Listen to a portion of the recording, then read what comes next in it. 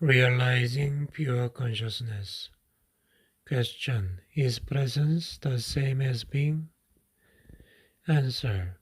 When you become conscious of being, what is really happening is that being becomes conscious of itself. When being becomes conscious of itself, that's presence. Since being, consciousness, and life are synonymous, we could say that presence means consciousness becoming conscious of itself, or life attaining self-consciousness. But don't get attached to the words, and don't make an effort to understand this. Question. I understand what you said, but it seems to imply that being the ultimate transcendental reality is not yet complete, that it is undergoing a process of development. Does God need time for personal growth?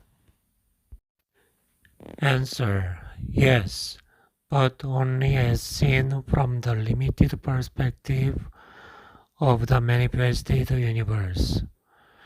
In the Bible, God declares, I am the Alpha and the Omega, and I am the living one. In the timeless realm where God dwells, which is also your home, the beginning and the end, the Alpha and the Omega are one, and the essence of everything that ever has been and ever will be is eternally present in an unmanifested state of oneness and perfection. But in our world, timeless perfection is an inconceivable concept. Here, even consciousness, which is the light emanating from the eternal source, seems to be subject to a process of development, but this is due to our limited perception. It is not so in absolute terms. Nevertheless, let me continue to speak for a moment about the evolution of consciousness in this world. Everything that exists has being, has God essence, has some degree of consciousness. Even a stone has rudimentary consciousness, otherwise it would not be, and its atom and molecules would disperse. Everything is alive, the sun, the earth, plants, animals, humans. All are expressions of consciousness in varying degrees. The world arises when consciousness takes on shapes and forms. Look at the millions of life forms on this planet alone, in the sea, on land, in the air. And then each life form is replicated millions of times. To what end? Is someone or something playing a game with form? This is what the ancient seers of India asked themselves.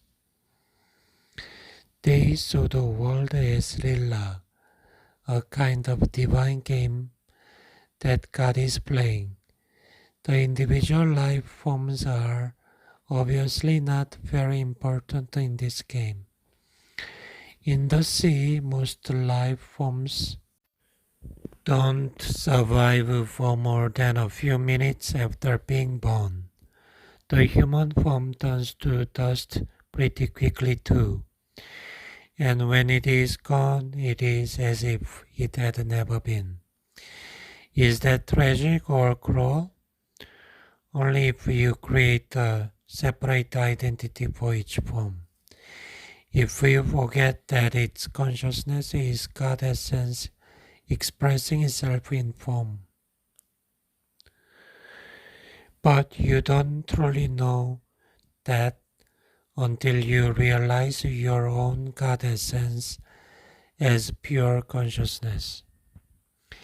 If a fish is born in your aquarium and you call it John, write out a birth certificate, tell him about his family history, and 2 minutes later, he gets eaten by another fish. That's tragic, but it's only tragic because you projected a separate self where there was none. You got hold of a fraction of a dynamic process, a molecular dance, and made a separate entity out of it. Consciousness takes on the disguise of forms until they reach such complexity that it completely loses itself in them. In present day, human's consciousness is completely identified with its disguise. It only knows itself as form and therefore lives in fear of annihilation of its physical or psychological form. This is the egoic mind, and this is where considerable dysfunction sets in. It now looks as if something has gone very wrong somewhere along the line of evolution. But even this is part of Lila, the divine game. Finally, the pressure of suffering created by this dysfunction forces consciousness to disidentify from form and awakens it from its dream of form. It regains self-consciousness, but it is as a far deeper level than when it lost it. Can you see the deeper and wider significance of becoming present as the watcher of your mind? Whenever you watch the mind, you withdraw consciousness from mind forms, which then becomes what we call the watcher or the witness. Consequently, the watcher becomes stronger and the mental formations becomes weaker. When we talk about watching the mind, we are personalizing an event that is truly of cosmic significance. Through you, consciousness is awakening out of its dream of identification with form and withdrawing from form. When consciousness frees itself from its identification with physical and mental forms, it becomes what we may call pure or enlightenment consciousness or presence. This has already happened in a few individuals, and it seems destined to happen soon on a much larger scale, although there is no absolute guarantee that it will happen. Most humans are still in the grip of egoic mode of consciousness, identified with their mind and run by their mind. If they do not free themselves from their mind in time, they will be destroyed by it. They will experience increasing confusion, conflict, violence, illness, despair, madness. The collective egoic mind is the most dangerous, insane, and destructive entity ever to inhabit this planet. What do you think will happen on this planet if human consciousness remains unchanged? Already for most humans, the only respite they find from their own minds is to occasionally revert to a level of consciousness below thought. Everyone does that every night during sleep, but this also happens to some extent through sex, alcohol, and other drugs that suppress excessive mind activity. If we want for alcohol, tranquilizer, antidepressant, as well as the illegal drugs, which are consumed in a vast quantity, the insanity of the human mind would become even more glaringly obvious than it is already. I believe that if deprived of their drugs, a large part of the population would become a danger to themselves and others. These drugs simply keep you stuck in dysfunction. Their widespread use only delays the breakdown of the old mind structures and the emergence of higher consciousness. While individual users may get some relief from the daily torture inflicted on them by their minds, they are prevented from generating enough conscious presence to rise above thought and so find true liberation. Falling back to a level of consciousness below mind, which is the pre-thinking level of our distant ancestors and of animals and plants, is not an option for us. There is no way back. If the human race is to survive, it will have to go on to the next stage. Consciousness is evolving throughout the universe in billions of forms. So even if we didn't make it, this wouldn't matter on a cosmic scale. No gain in consciousness is ever lost. So it would simply express itself through some other form. But the very fact that I am speaking here and you are listening is a clear sign that the new consciousness is gaining a foothold on the planet. There is nothing personal in this. I am not teaching you. You are consciousness and you are listening to yourself. There is an Eastern saying, the teacher and the taught together create the teaching.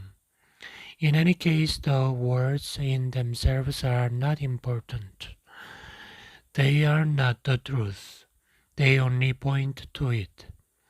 I speak from presence, and as I speak, you may be able to join me in that state. Although every word that I use has a history and comes from the past, the words that I speak to you now are carriers of the high energy frequency of presence, quite apart from the meaning they convey as words. Silence is an even more potent carrier of presence. So when you read this or listen to me speak, be aware of the silence between and underneath the words. Be aware of the gaps. To listen to the silence wherever you are is an easy and direct way of becoming present. Even if there is noise, there is always some silence underneath and in between the sounds. Listening to the silence immediately creates stillness inside you. Only the stillness in you can perceive the silence outside. And what is stillness other than presence? Consciousness freed from thought forms. Here is the living realization of what we have been talking about. Christ, the reality of your divine presence. Don't get attached to any one word. You can substitute Christ for presence, if that is more meaningful to you. Christ is your God essence of the self, as it is sometimes called in the East. The only difference between Christ and presence is that Christ refers to your indwelling divinity regardless of whether you are conscious of it or not, whereas presence means your awakened divinity or God essence. Many misunderstandings and false beliefs about Christ will clear if you realize that there is no past or future in Christ. To say that Christ was or will be is a contradiction in terms. Jesus was. He was a man who lived 2000 years ago and realized divine presence. And so he said, before Abraham was I am. He did not say, I always existed before Abraham was born. That would have meant that he was still within the dimension of time and form identity. The dimension of eternity has come into this world. Eternity, of course, does not mean endless time, but no time. Thus the man Jesus became Christ, a vehicle for pure consciousness. And what is God's self-definition in the Bible? Did God say, I have always been and I always will be? Of course not. That would have given reality to past and future. God said, I am that I am. No time here, just presence. The second coming of Jesus is a transformation of human consciousness, a shift from time to presence, from thinking to pure consciousness, not the arrival of some man or woman. Never personalize Christ. Do not make Christ into a form identity. Use the Master's presence to reflect your own identity beyond the name and form. You will soon realize that there is no mine or yours in presence.